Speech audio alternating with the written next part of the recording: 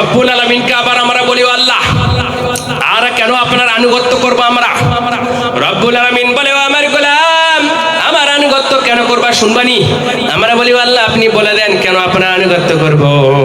রব্বুল আলামিন বলে আমার গোলাম শোনো শোনো, আমি আল্লাহর হাতে এই পুরো পৃথিবীর রাজত্ব, আর আমি আল্লাহ গোলাম সব কিছুর উপর ক্ষমতাবান। সুবহানাল্লাহ বলেন।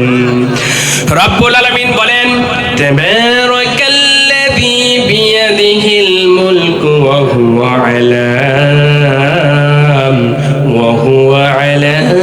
কুল্লি শাইইন কাদির। আল্লাহু আকবার।